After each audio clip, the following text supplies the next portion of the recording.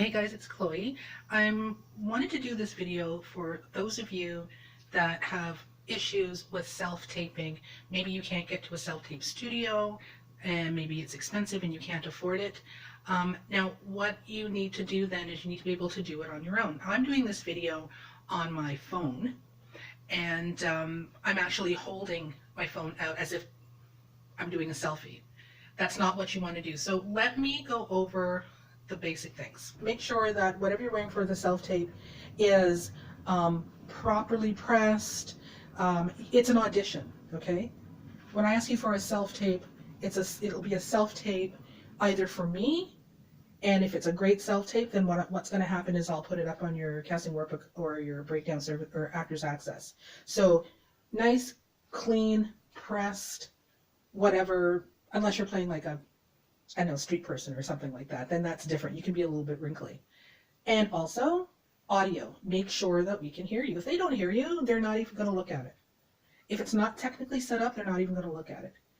The first thing that you want to do when you're doing a self-tape is you want to make sure that the lighting is at its optimum peak. Now, if you can see behind me, I've got my window open, and I also have, you can't see it here, but I've got my lights on, my overhead lights on as well. Now, the one thing that you want to make sure that you do is not backlight yourself if you have no other light source available. Okay, and I'll show you what I mean. So here it is. I have the lights, my lights, my ceiling lights are turned off, and I'm backlit. In other words, the window's open, and my face is looking fairly dark. So if you're going to just use window light or natural light, here's what you're going to need to do. So here's a different lighting option, okay? I'm sitting in front of the window this time. I've got my headlights. I've got the lights on the ceiling. My ceiling lights are turned off. But as you can see, if you look behind me, there's all kinds of stuff going on in the background. If you're going to decide to do that, you must put something, a plain sheet, hang it against the wall, hang it against some chairs, do something so that what we can see is you, okay, nicely lit. Okay, actually the lighting's not bad here, but I don't have a nice backdrop, so you're seeing all kinds of garbage in the background. Okay, that's one thing you want to stay away from. Again, if you're going to use natural light, make sure you're looking into the natural light as I'm doing right now with my window. Okay, make sure that the background, you have a sheet of maybe an actual sheet from your bed, plain white, blue is optimal. Okay, or if you do have some sort of like a garment rack, put the garment rack behind you and put your backdrop over top of it so whatever's behind you is completely blank. One of the other things that I'm finding is when people use their cell phone is they're not making sure that your camera is set to its optimal resolution. So you have to use the highest resolution, and you should check your phone specs out to find out exactly, you know, what those specs are and what your highest resolution is. Make sure that you are taping with your highest resolution. The other thing that you should really have is you should have a reader. Now, it's difficult. Sometimes you'll get your self-taping instructions at maybe 5 o'clock, and your self-tape is due by the end of the following day, which means that I have to, or maybe the following day, and that which means that I have to get it before 5 o'clock. So that's a little bit difficult in order to get a reader. If you cannot find a reader, I would say the best thing to do would, it's not great, but try and tape the character on another device so that you have character one that you're responding to.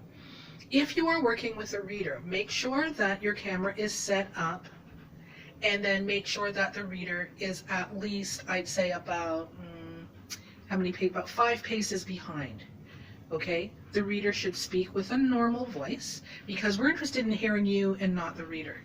This is the one question I get all the time. All I have to tape to use for my self-taping is my cell phone, and I don't know how to MacGyver it or how to set it up.